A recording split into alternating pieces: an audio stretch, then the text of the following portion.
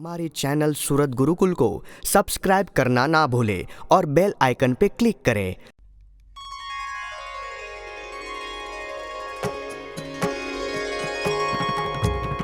संवत 1884 ने अषाढ़ सुदी त्रिजदन गढ़ड़ा मध्य दादाना दरबार मां भगवन उगमणे द्वारे ओरडा ते ओसरी ढोलियायो पर सर्वे श्वेत वस्त्रोधारी बैठा श्याम सुंदर પોતાના મુખારવિંદ આગળે સભા થઈ સંતને હરિજન આવ્યા દેશો દેશના તે કઈ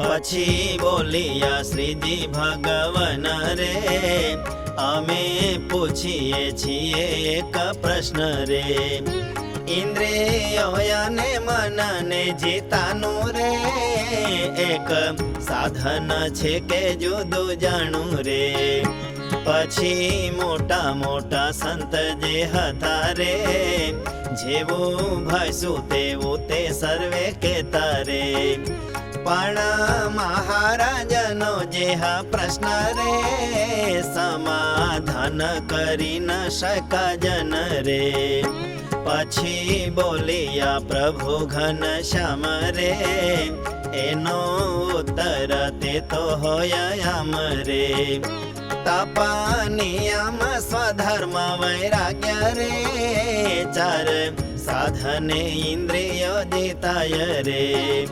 મહાત્માએ સહન વધા ભક્તિ રે તેણે કરી મનને જાય જીતી રે પછી મુક્તાનંદ સ્વામીજી પૂછે રે જેવી નિર્વિકલ્પ સમાધિ વિશે રે પ્રભુ ભક્તને શાંતિ રેતી હોય રે તેવી સમાધિ વિના પણ રેય રે એવો ઉપાય કહો મહારાજ રે ત્યારે બોલિયા શ્રી રાજાધિરાજ રે જેવી દેહને વિશે આત્મબુદ્ધિ રે તથા રહે છે જેવી દ્રઢ પ્રીતિ રે તેવી ભગવાનને ભક્ત માયા રે આત્મબુદ્ધિને દ્રઢ પ્રીતિ રે રે તેણે કરી સમાધિ જેવી શાંતિ રે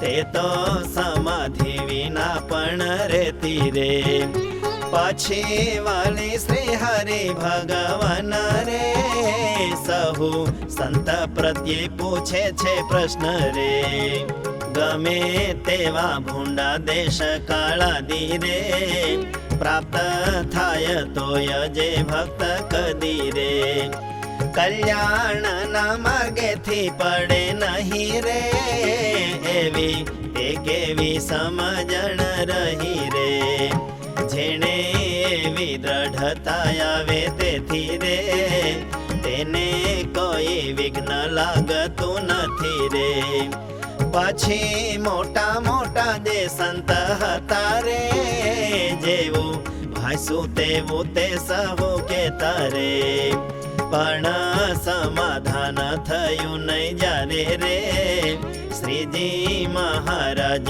બોલિયા ત્યારે રે એનો ઉત્તર તે તો એમ થાય રે જેવી દેહમાં આત્મબુદ્ધિ હોય રે તેવી પ્રભુને ભક્ત માહી થાય રે ત્યારે કોઈ વિઘન લાગે નાય રે અને ગમે તેવા દેશ કાળાદી રે ભૂંડા થાય તોય તે જન કદી રે ભગવાનને તેના ભક્ત થકી રે વિમુખ તો થાય જ નહીં નકી રે વળી સંતને પૂછો શ્રી હરિએ રે जानकीजीने रामचंद्रजीए रे वनवास दीधो ते समय रे અતિ વિલાપ કરવા માંડા હોય રે.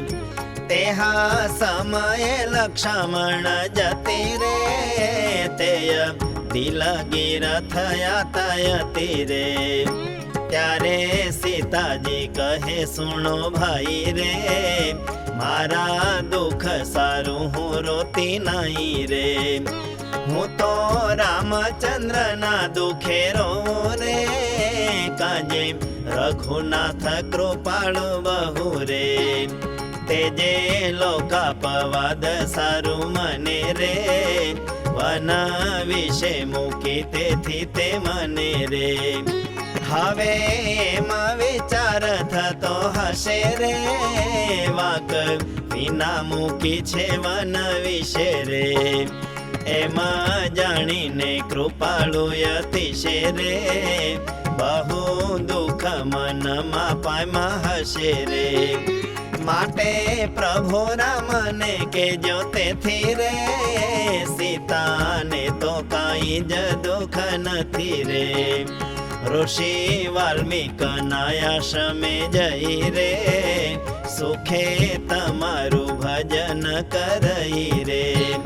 માટે સીતાને દુઃખે કરી તમે રે, દુઃખ પામશો નહીં કોઈ સમે રે. એમાં સીતાજીએ લક્ષ્મણ સાથે રે, કહી મોકલાયો રામને માથે રે. પણ કોઈ રીતે રામચંદ્રનો રે, અવગુણ સીતાએ નવ જાણો રે. એવી રીતે ભક્તને ભગવાન રે, કોઈ રીતે ન લીએ અવગુણ રે. વૈરાગ્ય ને ધર્મ સામાન્ય હોય રે, એક હરિભક્ત તે એવો કોઈ રે.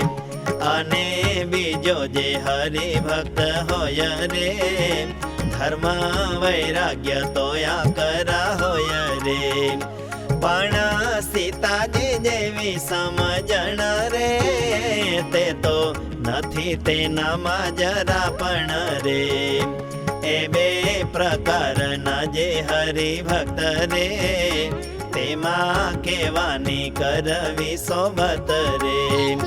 પાછી ચૈતન્યાનંદ સ્વામી કે રે, ધર્મ વૈરાગ્ય જો સામાન્ય હોય રે.